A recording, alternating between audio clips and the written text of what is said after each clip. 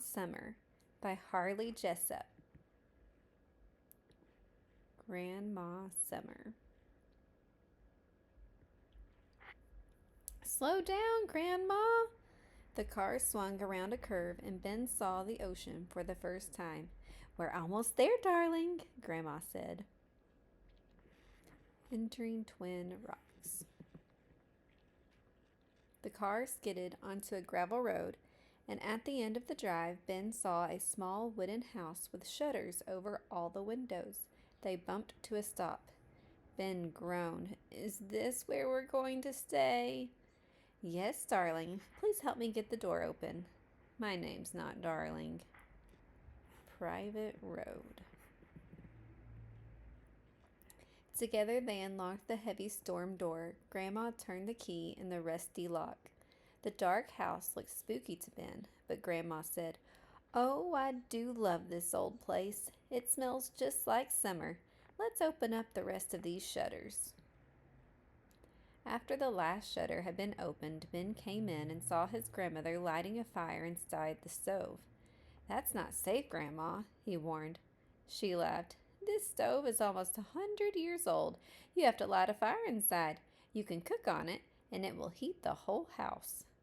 "Are you almost 100 years old, Grandma?" "No, darling. I mean Ben.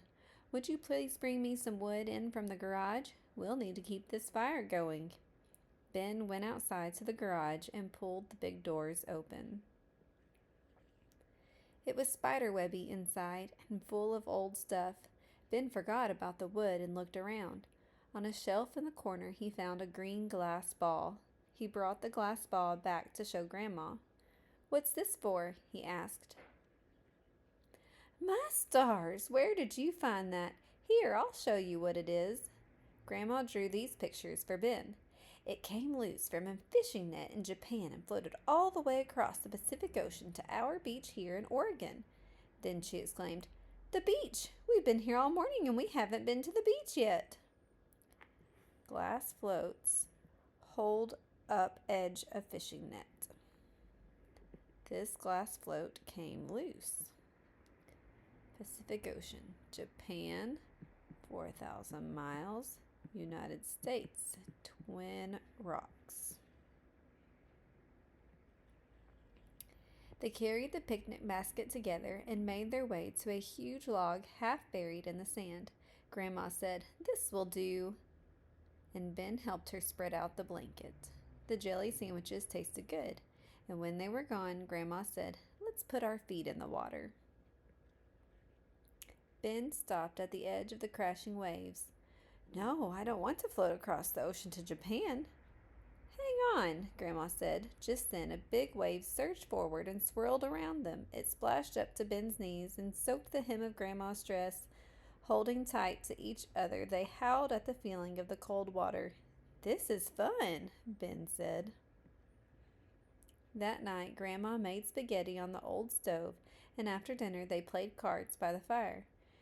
"Do you think Japanese glass floats will still wash up on the beach?" Ben asked. "Yes, but not so many anymore," she said, looking out the window. "We'd better bring the porch chairs in. It looks like a storm's coming." Later, as he got ready for bed, Ben could hear the rain tapping on the roof. The house creaked as the wind pushed at its walls. Suddenly, there was a loud boom and a flash of lightning. The electric light went out and Ben was in the dark. Grandma appeared at the door with an oil lamp. "Power's out, but we'll be okay." She put the lamp down on the table, and Ben noticed the picture of a little boy holding the green glass fishing float. "Who's that boy?" Grandma smiled. "That's your father when he was your age." "Did he find the glass float?" "Yes, he did, just down at the beach where we were today." Grandma kissed Ben goodnight and tucked him in under the soft quilt. He fell asleep thinking about the glass float that had been blown such a long way across the sea.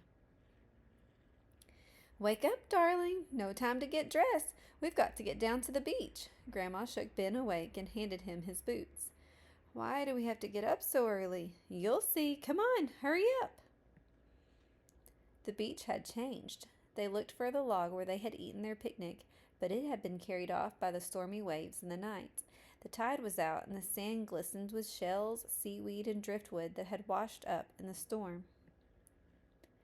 Pointing to some people far down the beach, Grandma said, "Be quick, those people are looking for the same thing you are." Ben ran as fast as he could, searching every pile of seaweed and driftwood. He found clamshells, sand dollars, and a broken teacup. Under a log he found a starfish and a little crab. There were shiny stones of every color, worn smooth by the ocean waves. Seaweed, agates, broken teacup, limpet, scallop, sand dollar, starfish, clamshell, seaweed, mussel, crab. Ben was about to give up when he saw something sparkle in a pile of driftwood. He bent closer and let out a whoop. "I found one, Grandma! I found one!" "My stars, that's a nice big one. What a lovely green color it is." "Floated here all the way from Japan, right, Grandma?" "That's right, over 4,000 miles. What a lucky day. Let's have some ice cream to celebrate." "But, Grandma, we haven't eaten breakfast yet."